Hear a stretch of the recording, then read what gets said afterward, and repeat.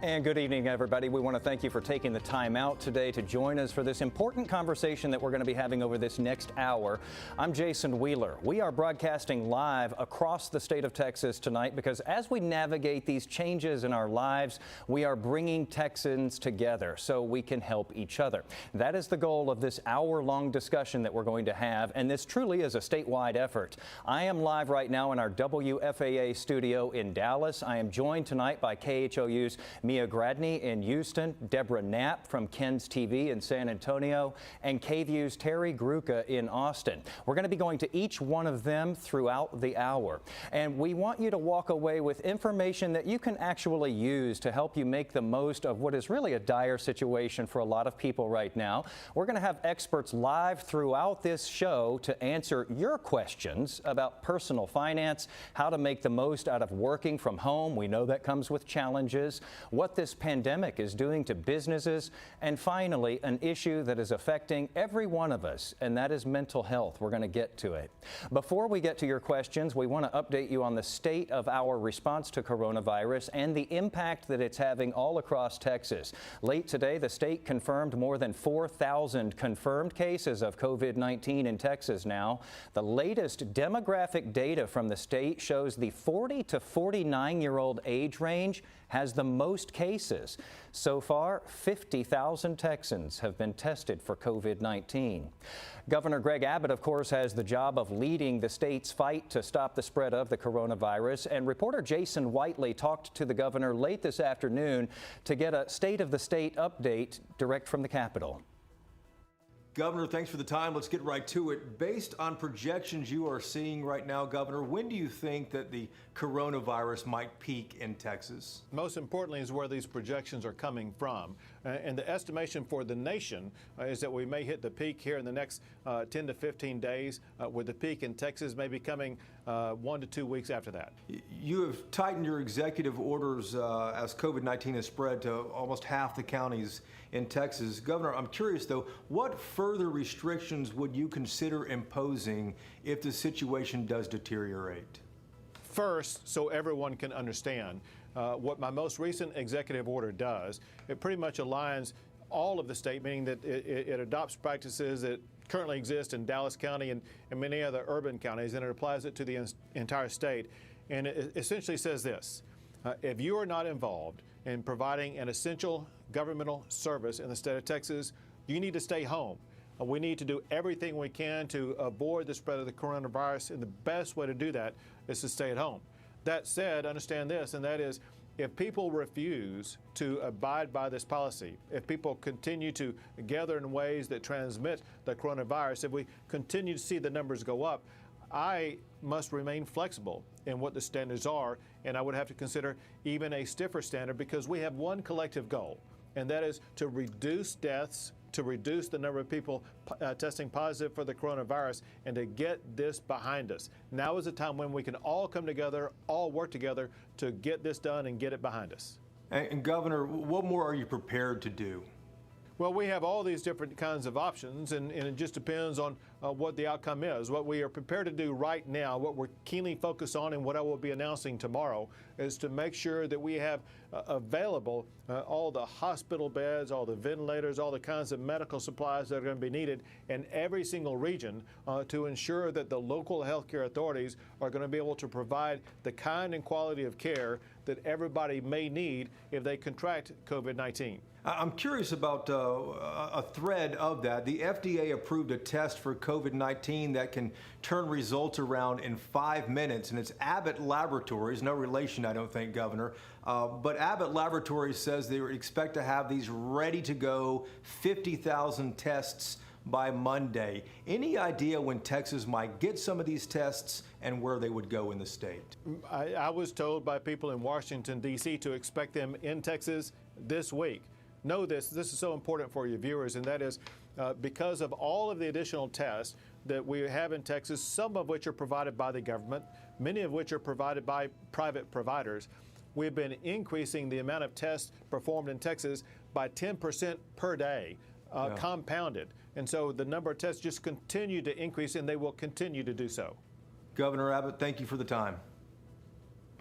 All right, so some good info there. We know that there's a lot of information right now, and it can be overwhelming. We're living this as well, and that's why we wanted to bring you the experts tonight. The conversation is divided into 4 topics. We've got personal finance, working from home, which a lot of you are doing right now, business and economy, and mental health, which again affects us all. We're going to spend about 10 minutes on each one of these topics, and you're going to get a chance to ask your questions too. You can text your questions to the number right there on your screen right now, 214-977-6028. We're going to get to as many of those as we can in our short time together tonight. Even with the information we'll be sharing tonight, you may still be looking for more resources, so we want you to keep your phones close as you watch. We know that you probably do that anyway. Throughout this hour, we're going to be showing you these QR codes on the screen, like the one that you see right there right now. When one of those pops up, just point your phone's camera at it, tap on the pop-up, and scan this, and it'll take you to a list of companies right now who are currently hiring. Now, for each topic we cover tonight, you're going to have the chance to directly access helpful resources and information. We've put as much as we can into this. Let's get to our first topic now. It is that one for many of us that is causing a whole lot of anxiety and uncertainty right now, personal finance. And today, a historic headline: more than 6 million Americans filing for unemployment last week alone. It is a major money impact that the coronavirus pandemic is having all across the country. America's economy is in a deep freeze, and the job market feels like it's in a free fall. I mean, I've applied for unemployment. I haven't heard back. In the last 2 weeks, nearly 10 million Americans have filed for unemployment. That includes a staggering 431,000 Texans. I have at least 3 bills due as of right now. Hotels, the travel industry, all shutting down, leaving workers without steady income. As Texans struggle to make ends meet, struggle to pay rent and mortgages, it has become a stressful and uncertain time. But there is help out there, and we're getting answers for you right now. All right, let's get down to some of that help and some of those answers. Let's meet our guests who are going to be answering your questions about personal finance this evening. First up, from the Texas Workforce Commission, we have Executive Director Ed Cerna tonight. Thanks for being with us, Mr. Cerna. Yes, sir. Also joining us, the Chief Economist at Grant Thornton, my favorite economist in the country. If you want to be smarter, follow her on Twitter. She is at Diane Swank. Diane, thanks for being with us this evening. My pleasure. All right, Ed, I want to start with you here. Let's talk about this because a lot of people are talking about the Texas Workforce Commission. I want to get to the positive first. Let's talk about the past several weeks. How many people here in Texas have actually been able to apply for unemployment benefits? The past several weeks, month of March, we've had over 670,000 Texans that have been able to successfully file claims for unemployment here in Texas. We know that the number that need to file claims is greater than that, and we probably are bothered by it as much as every other Texan because we know we want to help our neighbors, we want to help our fellow Texans, and we're doing everything we can to be able to accomplish that. Mm-hmm. But just some quick perspective there. You mentioned that huge number. You helped about that many people in all of 2019, the number of people that you've already helped in March. In the last 6 weeks, as a matter of fact, matches the number that we helped in all of 2019. Just last week alone, we helped the same number of people that we helped in January and February of this year. Ed, I want to talk about this, though. We started with the positive and now the not so positive for a lot of people who are at home right now, who are trying desperately to get through on this website, desperately to call in, and they haven't been able to do either. They've been thwarted no matter where they turn right now. Where do we stand with that? When do you think that we're going to be able to iron out some of these issues with people being able to actually get in and talk to somebody and file the application like they need to? Absolutely. Well, first of all, probably 2/3 of our applications are filed online, 1/3 going into one of our 4 call centers. Things that we've done, we believe that we're already seeing improvements. Yesterday was a high for us with regard to the number of claims that were successfully filed. We had in excess of 63,000 just yesterday. Today, we will exceed that number and probably be in the 70,000. And the number continues to grow progressively. Okay. We've added staff. You've added staff. Yeah, you've added several hundred staff members, and you're still hiring, correct? Yes, sir. We're still hiring. We're still transferring staff from within TWC into those centers to help. We're also getting some assistance from some other state agencies who have volunteered their staff. We've executed contracts with 2 outside call centers to assist us. That should bring on board ultimately about 400 additional individuals. We have to train them first, but the training is going very well for the first call center. Should come online Friday or Saturday. And the second call center early next week with about another 200 people. All right, Ed Cerna with the Texas Workforce Commission. I know that you're really in demand right now, but please stick around for a few minutes because we're going to get to some viewer questions here in just a moment. One thing I'd like to point out, the Texas Workforce Commission has been answering a lot of questions I've been putting through to them because you've been sending those questions to me. I am at Jason Wheeler TV on Facebook and Twitter. I've been posting their answers there. It might help you out, keep you from having to call in. Let's get to you now, Diane. I want to talk about the overall picture here because we're looking at what's happening here in Texas, but we got this staggering number across the country today. 6.6 million people out of work last week alone. We're at 10 million now in the past couple of weeks, and this shows no sign of abating. And you've made a big point of this correctly, that this really doesn't reflect all of the jobs that are being lost. Exactly, and you know the troubles that the state of Texas is having are no different than any other state. Our state systems were never meant to deal with such an extraordinary shock to them, and the flood of people that we're seeing trying to apply online. Also, there's been the change in the law that happened on March 26th that just went into place. Many states are struggling with trying to adapt that law to finally allow people who are expanded under the unemployment insurance, furloughed workers, gig workers, people who are self-employed, people who didn't previously get counted as on the unemployment insurance, didn't get access to that. The states are trying to scramble to deal with that as well. And so Texas is really having to deal with what a lot of other states are doing, and the numbers are staggering and they're continuing to compound, as we already heard. I mean, thinking of 70, 80,000 a day in terms of that. California, 100,000 a day. In New York, they were unable to process a lot of them, fell way short. And we're now going to have more people qualify as it really gets to every sector of the economy. What was so stunning about that 6.6 million million number today that we saw was how broad-based the losses were. There was no state untouched in the country and no sector untouched as well, including healthcare, because dental offices and many smaller offices laid people off. Diane, I always read your guidance here, and you put out a new forecast this week, and basically it says we're going to get through this whole COVID-19 thing in 5 phases, and right now we're just in phase 3 of this, and that's going to go through the end of June. Tell us what you see as you look out through the rest of the year and beyond, because a lot of people have talked about this quick bounce back, that we're all going to be back to work and the economy is going to be humming again. What do you see right now?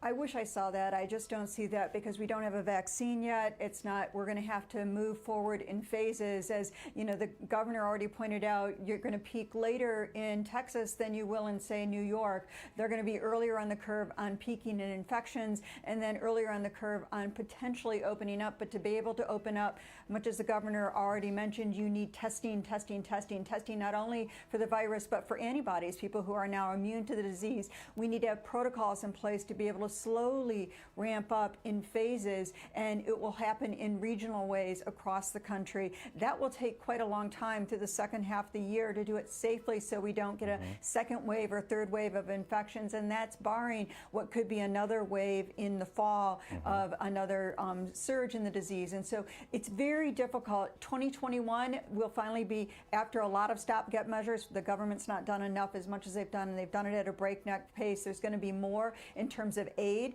It'll be really great to finally be able to see stimulus for an economy that's recovered. In 2021 is when we see that. But we see 2 years from the peak in activity getting back to that level of activity. It was 3.5 years during the Great Recession, but that's still a very long time. You know, Diane, as you're saying that, we're even hearing some wows here in the studio because it really is an unvarnished look at what we're going through right now, and it's absolutely unprecedented. And I know you've been talking a lot about that extra stimulus that is going to be needed down the road to keep this from metastasizing essentially into a depression from a recession, which we're in now.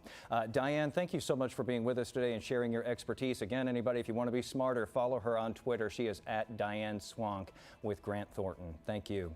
All right, we want to get to some of your viewer questions this evening now. David Schechter standing by to get to some of those. David, what are people saying? There are a lot of questions. People are asking a lot of questions, and these are all for Ed right now. Folks are looking for some creativity from the Texas Workforce Commission, Ed. This is a question from Rodney and McKinney. He says, can filing for unemployment be organized by day? Example, last names A through D on Mondays and so on and so forth to keep from overwhelming the system. Do you have an answer for that? And just specifically, the creativity to find ways for more capacity? Actually, we have thought about that, and we'll probably be issuing a message tomorrow. We're thinking more that the issue will be, or the way we'll do it is by area code, the first digit of area code. The reason we're talking about, sorry for the noise, the reason we're talking about the first digit of area code is when we examine area codes, it lets us pretty much equally distribute the individuals that are trying to get into the system. So yes, we have thought about that. We've been evaluating it, and probably starting tomorrow, we're gonna ask citizens. We're not going to mandate it. We're going to ask citizens if they'll work with us to try to help us get through this big surge. Thanks, Ed. One more question. This is, will unemployment benefits be extended beyond 26 weeks? Yes. One of the things that the CARES Act did that was signed by the president on Friday is, one, it extends benefits for individuals whose regular unemployment insurance benefits are expiring or have expired. It extends them for an additional 13 weeks, and it also makes those individuals eligible for the extra $600 a week. Thank you for making time for us tonight and answering those questions. Keep them coming. We're here listening to you. Text them in, and we'll keep asking our experts. Jason? All right, thank you, David. Here's our first QR code of the night that we want to share with you. Use your phone's camera to scan that code. You'll be taken directly to a list of resources you can use to find out more about taking care of your finances. Today, we topped 1 million confirmed cases of COVID-19 worldwide, but there is some encouraging news on the medical front we want to share. That has to do with how many people have recovered from COVID-19. A team from Johns Hopkins University is monitoring cases around the world. Here's a look at their latest data. An estimated 204,000 people have already recovered globally. That includes 76,000 recoveries in China. The latest data shows nearly 9,000 Americans who have contracted the virus have gotten well. We want to turn now to Terry Gruca in Austin to pick up our coverage, talking about people who are working from home. Absolutely, Jason. You know, while only essential businesses are open, so many of us are now working from home. And with schools closed, our kids are at home also studying and doing their schoolwork online at home. So how do we make the most of work while balancing life as a parent? That's our next topic as Texas comes together. More of us are working from home than ever before. Zoom reports more than 200 million people are using its video calling services every day. Even your kids may make an appearance doing a conference call. I'm trying to do the interview and my kids is back. Governor Abbott has shut down schools until May 4th. Let's stay hitched because this journey is going to teach us some lessons. Parents, you've had to figure out how to get your work done and somehow still homeschool at the same time. I just wish I want to go back now. I'm bored. It's a balancing act, and let's be real, it can be overwhelming. Tonight, how to get your work and schoolwork done at the same time.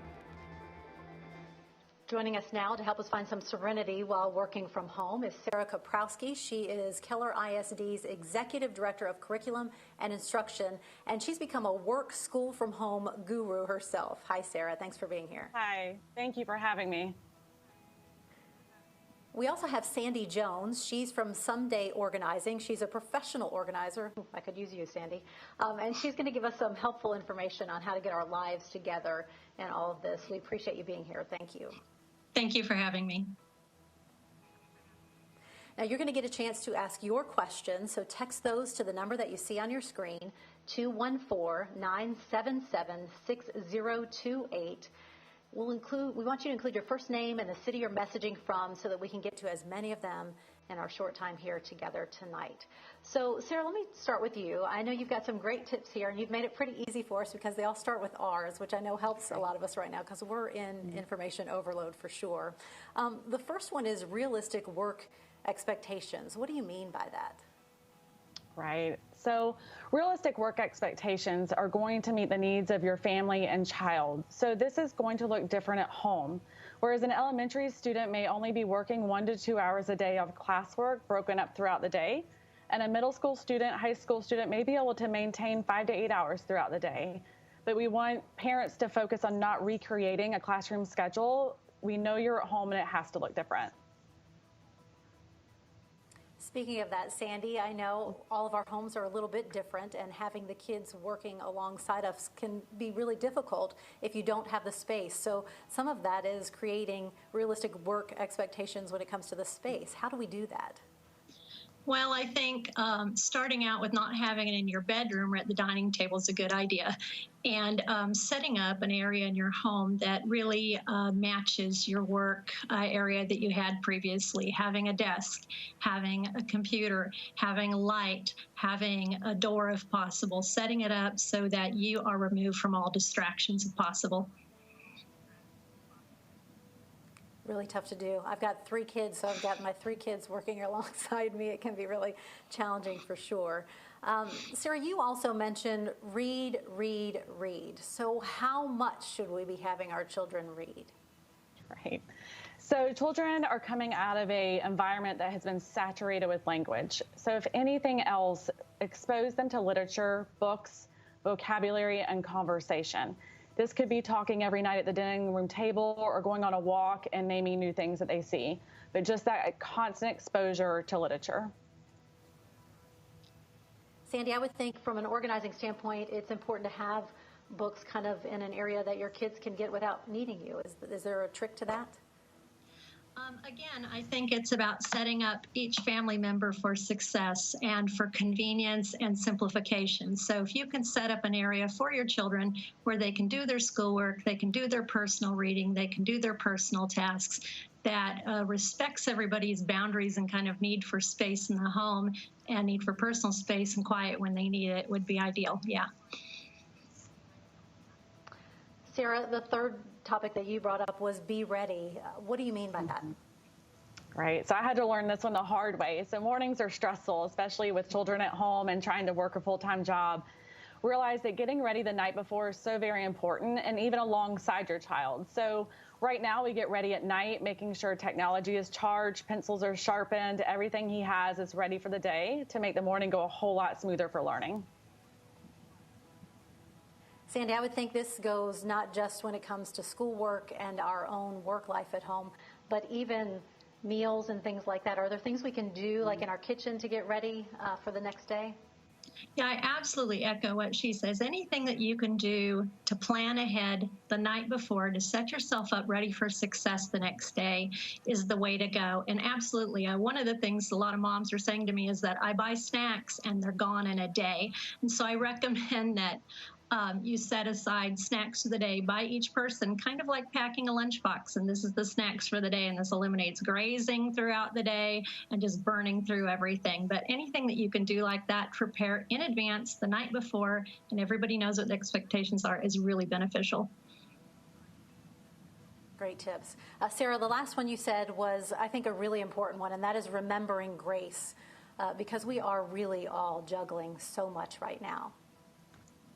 Mm-hmm. That is so true. So giving yourself grace. A lot of us woke up and then the next morning we were homeschool teachers and working full-time jobs. So not every morning is going to go the way you woke up and thought it would. So give yourself grace, patience, and give grace to others during this time.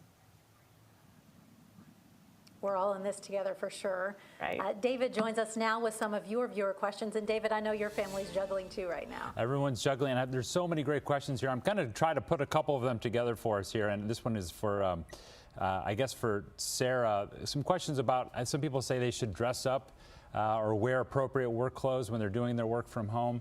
What kind of frame of mind should people be in when they're like going to work and it only takes them a minute to get there? Right. I personally have kept my routine. I enjoy getting up early and getting myself ready and going to work. And that has really helped my mindset of a professional setting and engaging and being ready for the workday and continuing on with what has to be accomplished. And Sandy, a little question about, I guess this is maybe gets into your area of organization, but structuring your day and making sure that you are kind of have break times inside of a day. Is that something that you could just put on a blackboard and say, hey, we're all going to follow this schedule? Well, I think ideally if you sit with your family or with your spouse and yourself and create an ideal schedule to start with, that would be great, but allowing a lot of room for flexibility.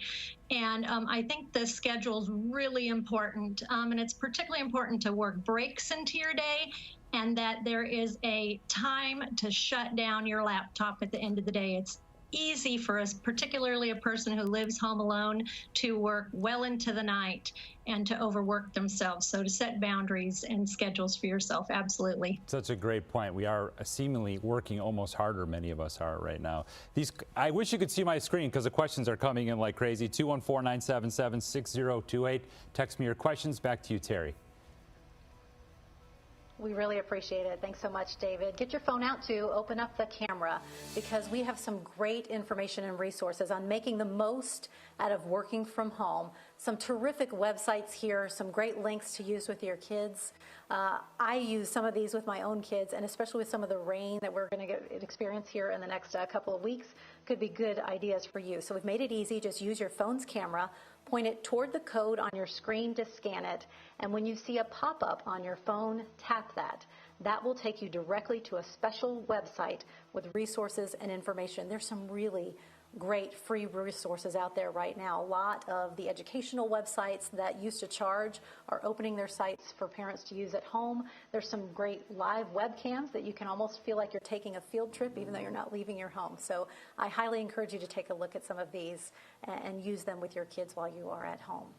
Still to come here as Texas comes together, Mark Cuban. You probably know him from Shark Tank as well as the owner of the Dallas Mavericks. He's going to talk about what this entire COVID-19 pandemic has done for small businesses and our economy.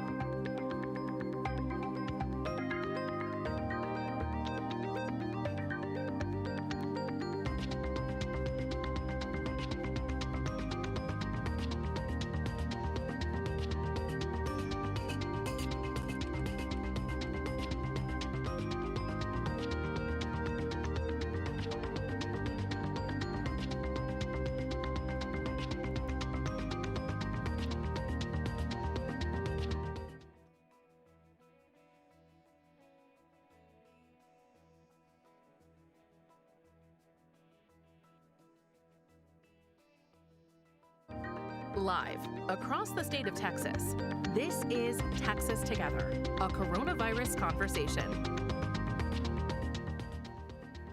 Welcome back. I'm Deborah Knapp, live from Ken's 5 in San Antonio. And thanks for staying with us. Now, if you're just tuning in, we want to take some time tonight to answer your questions about the issues and challenges your family may be facing in this uncertain time.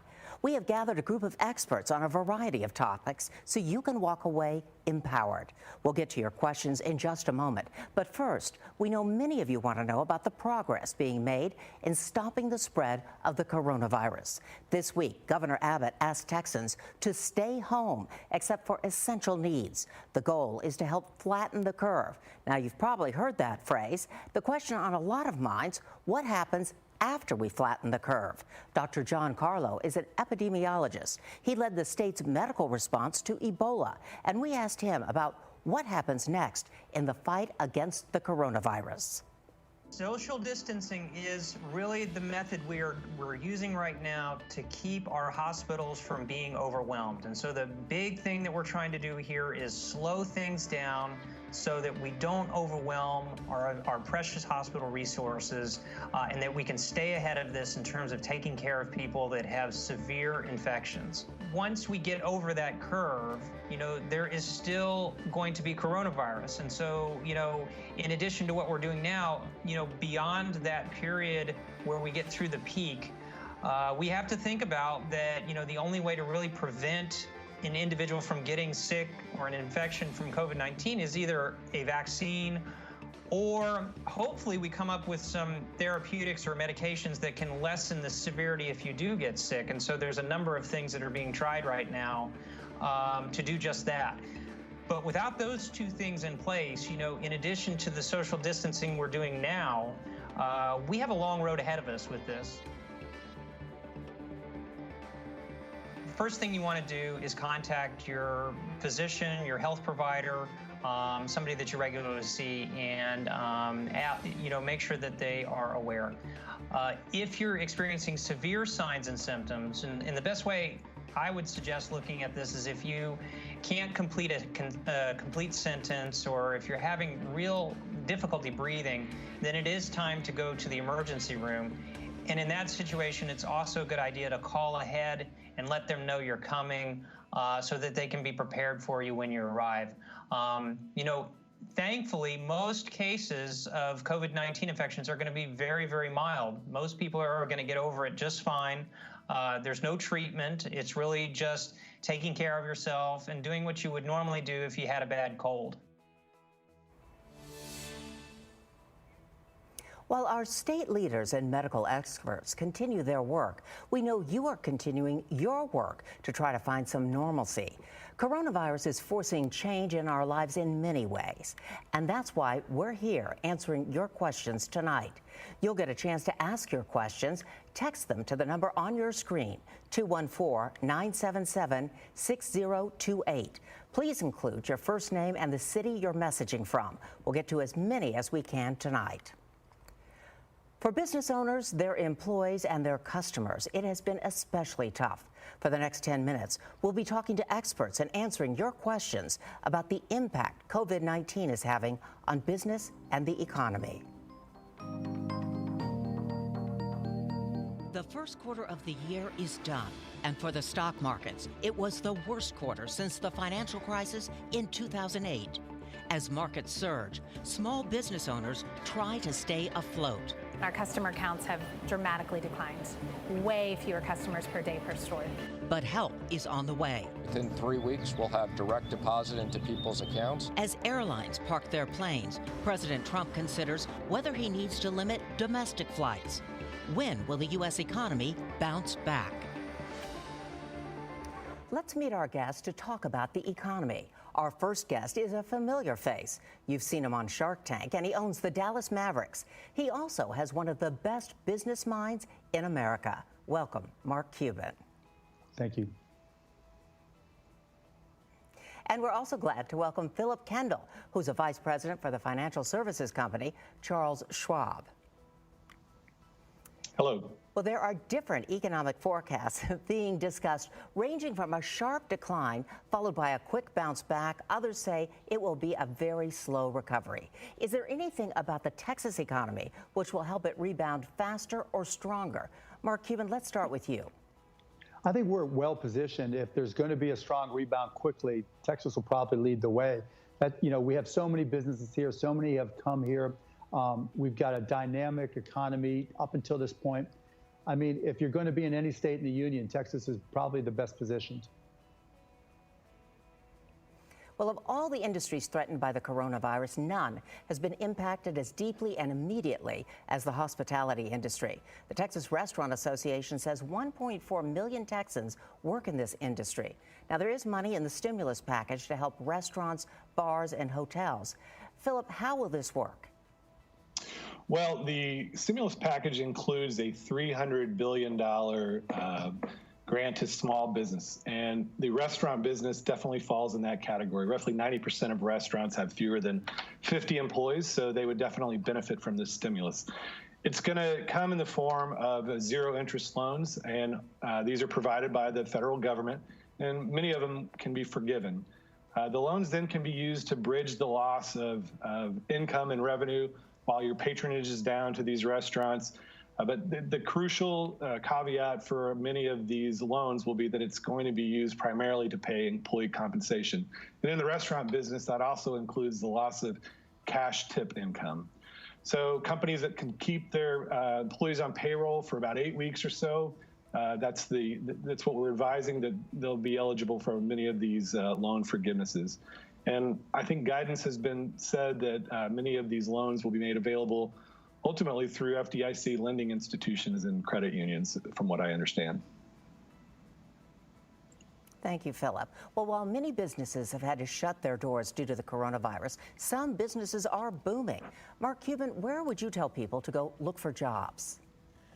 I mean, check in your neighborhood first to see what businesses are doing well. You know, it's just crazy which ones are and aren't. I mean, if you're selling toilet paper, obviously, if you're selling things that you keep in your pantry, those types of companies are going to do well. Grocery stores are going to do well.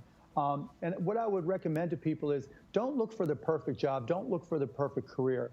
Things are evolving so quickly, and there's so much change and uncertainty that I would just go get the job that presents itself and then be a free agent when your time comes. Again, there's so much uncertainty. There's no way you're going to just go out there and find the perfect job. And Mark, what advice would you have for small businesses here in Texas? I'll echo what Philip said. You know, the loans that he was referring to, the payroll protection plan, they go online at midnight tonight.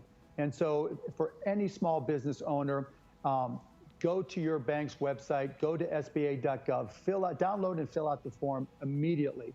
And then the minute, if you can apply online with your bank, do it at midnight tonight. If you can't, call them in the morning having the form already filled out.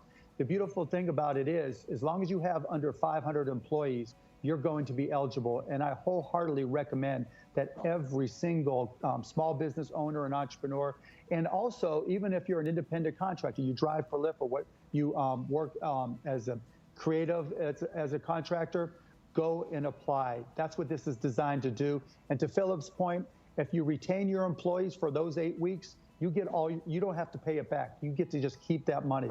So it's a unique opportunity. You have to take advantage of it. All right, thank you. Philip, in what business sectors do you anticipate the return to normal will be the fastest, and what will take the longest? Well, that's a great question. I'd love to hear Mark's take on that. But, you know, I think, you know, just we'll follow up with him. Yeah, personally, I think, you know, companies that are investing in virtual technology and ways to communicate and connect people virtually, that certainly is an area that I think probably is right now going to come full force. Companies that are embracing digital technology, for example, filling out forms online, digital signature applications that we can do on a more virtual basis. I think that would be very, very much of a fast-growing industry. Manufacturing is a question. Is there going to be pent-up demand once people are able to get out of their homes and get back engaged in society? Construction, perhaps, if you think about construction and government infrastructure, if they're going to focus a lot of programs on getting the economy back that way, perhaps that would be an area that would be quickly turning around. And Mark, how about you? What do you see there? You know, I don't know, but I don't know what businesses are going to be the best, but what I do know is that there's going to be a lot of unique businesses that are created, and most, if not a lot of them at least, will come from Texas. You know, when we get through this, the past was America 1.0. We're going through this horrible reset, and we're going to evolve on the other side into America 2.0. And there'll be unique entrepreneurs that create companies so that 5-10 years from now, we'll look back and say, these 15 companies were created that just changed the world. So if you're an entrepreneur, if you have an idea, a vision for what it'll be like after this reset, go out there and start that company. Be innovative, be creative, because there will be amazing companies that come out of this, and there's no reason why it can't be you. What encouraging words, Mark. It's great to hear that. Now, another industry that was hit hard early, airlines and their employees. What are they facing? Philip. Well, obviously, it's going to be tough. I mean, I would put it in the same specter as the service industry and even restaurants. I mean, obviously, flights are going way down. International flight, which is a very lucrative part of the airline business, is virtually going to nothing for a while. So I think the impact will be similar. I think if you think about American Airlines and Southwest here locally, the Stimulus Act is actually providing about $25 billion to help the airlines. But again, it's right. A lot of stipulation is on paying the employees, compensation for employees. And, I've also heard that, that American Airlines, for example, and other airlines are repurposing their sideline planes to help bring in supplies from other companies. So maybe they can do different things, repurpose their fleets during this pandemic. So I believe it's going to be tough, but I do think, the strong will survive. All right, Philip, thank you. Well, we've had viewers texting in questions. Let's go to David Schechter, who has that. Thanks, Deborah. This question is for Mark. I've heard from a lot of gig workers now who are messaging us, and that business, that whole industry has changed significantly. Do you have advice for people that are doing gig work, how they should think about their own futures? Well, first, you want to apply for the payroll protection program because it does include independent contractors like gig workers. Second, there are organizations that are setting up work from home. There's an app called Dave, and I'll admit that I'm affiliated with them, an advisor, and they have work from home programs as well. So you're going to go through a tough period of time where you're going to have to lean on the government a little bit, and they'll be there to help you. And I think the state of Texas will also be there to help gig workers. But as we start to come out of this, I think Philip mentioned it earlier, people are going to want to come out of their homes. People are going to feel cooped up. And so I think you'll see a resurgence for the gig economy. But you have to be resilient, you have to be agile, and you have to be ready to jump right back into it the minute things start to open up. Thanks, Mark. And Philip, people have talked about their 401ks and stocks. We haven't really gotten into that, but stock prices are low. Should people be making moves in their 401ks right now? Well, it all depends on your situation. Certainly, if you're in a position where you've lost your job and you do not have an income to support your families, you need to do whatever is necessary to generate cash to pay your essential bills, housing, utilities, things along those lines. So if you're in a position where you're still working or you have the means to last for a while, I think it's a good time to reassess your risk tolerance. And certainly our recommendations were the strategies that you put in place. If they're well diversified and you have a good amount of stocks and bonds and mutual funds in a well diversified portfolio, many times the right move is to hang in there and ride this out. So again, it's unique to people's situations, and it really depends on where you are in terms of your ability to kind of make these essential expenses on a day-to-day basis. Philip, thank you. Mark, thank you. We appreciate you guys joining us. Please keep those questions coming. We're going to send it back to Deborah. All right, David.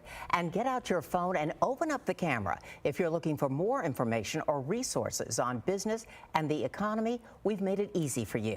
Using your phone's camera, point it toward this code on the screen to scan it. When you see a pop-up on your phone, tap it, and that will take you directly to a special website with resources and information. Testing is an important component of our state's response to COVID-19, and there are more testing sites opening across the state. The state health department's website lists 24 drive-through testing locations around Texas. Most of those locations are in the Dallas and Houston area. There are locations in Austin, El Paso, San Angelo, and San Antonio as well.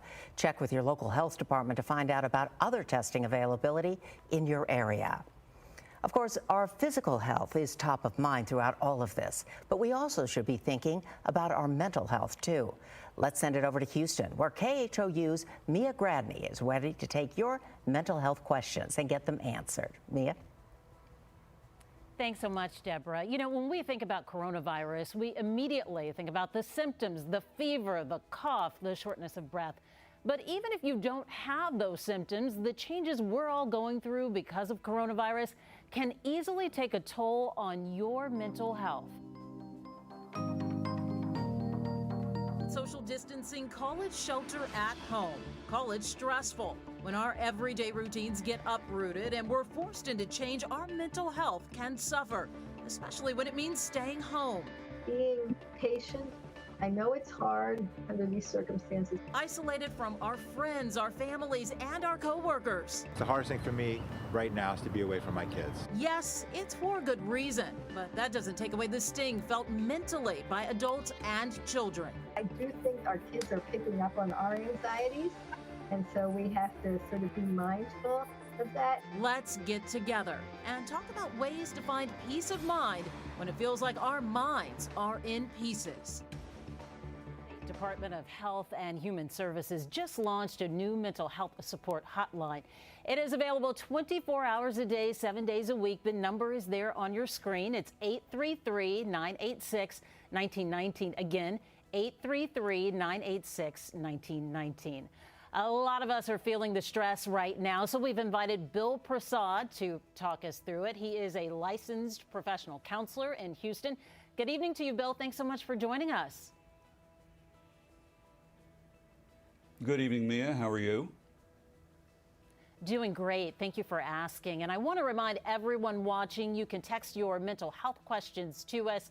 All you have to do is send a text message to this number, 214-977-6028. And if you're comfortable with it, please include your first name and the city you are messaging us from. We'll work to get to just as many of you as we can.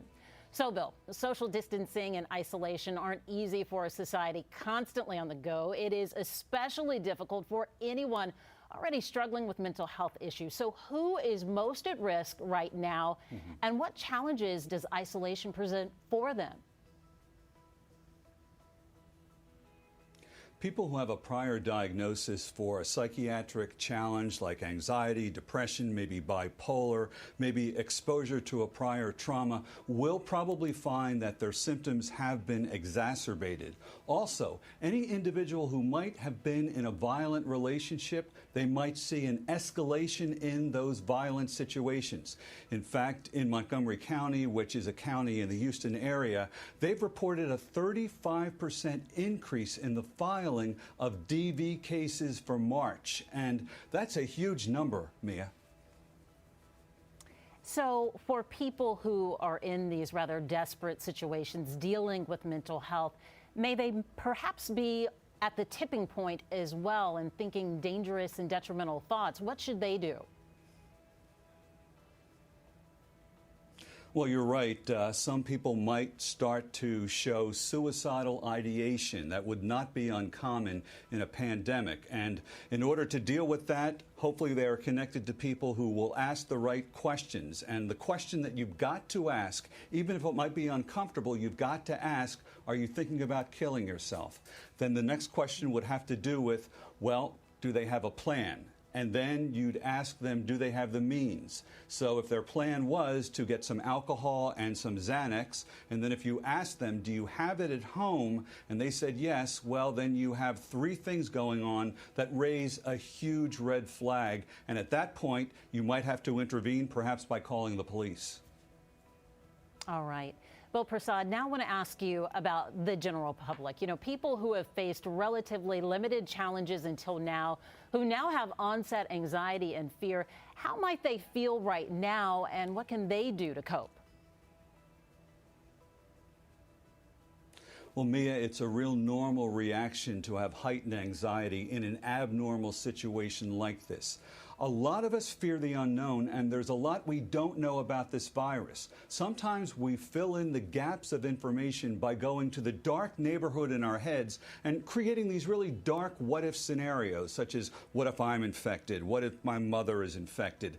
I'm telling people not to do that, to concentrate on the what is. Also, most of us don't like change unless we are driving the change. That is not the case in this situation. And then there are a lot of people who have feelings of helplessness, and sometimes that leads them to do something that's positive, such as exercise. In other situations, it leads them to do something that's negative, like panic selling on Wall Street or panic buying in a grocery store. Mia? So let's get to the pressures now of parenting. I can relate to this one as well as so many others, and appearing to have it all together for your kids' sake. Parents are struggling, though, to keep it together right now. How can a parent make their children feel safe and less anxious about our current situation? Try to keep the kids in some kind of routine. Remember that children really like structure. Also, give them information based on their age and remind them that mommy and daddy are there to keep them safe and that there are some very smart people who will stop the virus eventually. Here are some signs of a child who might be overwhelmed with anxiety. You might see a regression in behavior. You might see some separation anxiety. The child might have nightmares. If you see that, it means the child is overwhelmed. We have talked so much about young children and helping them cope. Let's now address teens. They're not always the most communicative to begin with, but unlike small children, they are very aware of what's going on while also dealing with the absence of some major milestones in a teen's life, like missing prom, yearbooks, or even graduation, Bill. Right, that is going to be very disappointing for those teens, and parents have to think right now and use their imaginations as to what they can do in place of those things. I would usually recommend restrictions on social media use, but in this case I'd recommend to parents that they loosen that up a bit because that might be the teens' only lifeline. Look for opportunities where you can spend quality time with the teen and look for teaching moments. For example, a nurse that I work with sent me a text, and today she said she taught her family how to use a fire extinguisher, how to write a check, how to pay a bill, how to address an envelope, how to grind coffee, how to make coffee. Today she said her lesson was teaching them how to make Spanish rice, and maybe she taught them how to speak Spanish while they're making the rice.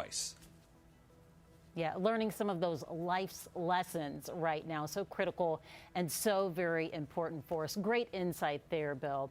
You know, it is all so much for anyone to juggle, right? And that's why we want to answer as many of your questions as possible. David's back. What are people asking, David? Hey, Mia, some really interesting questions coming in right now. This one, I think, Bill, applies to so many people. In these times, I'm having difficulty falling asleep. Please help me calm my mind down. What can people do at the end of the day to fall asleep better?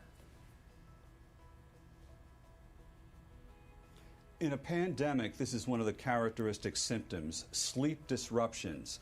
Perhaps having trouble falling asleep, having trouble staying asleep, maybe waking up 2 hours before you're supposed to get up and you can't get back to sleep. Practice good sleep hygiene, meaning stay in a routine, make sure your room is cool and dark, and if you're still worrying, this might sound a little odd, but schedule worry time during the day so that when you lie down, you won't spend as much time worrying. But once again, sleep disruptions to be expected in a pandemic situation. Good answer. Thank you for that. And here's one that says, I live alone and I have no family and I find this very isolating. I pray, but what else can I do? What can people do about that sense of isolation right now? Well, I'm telling people to make a list of people that they're close to and call one person every day. Use Zoom, use FaceTime, use your imagination. For example, last night my wife and I took some sidewalk chalk outside. We started writing some inspirational messages on the sidewalk, and I wrote "thank you" on the street to our postal carrier. So we really have to think out of the box. And many people have access to an EAP from work where they can talk to a counselor online, but probably have never used that. What can they expect if they call that phone number? The Employee Assistance Program is always confidential, so the EAP will not report to their company that they're using that resource.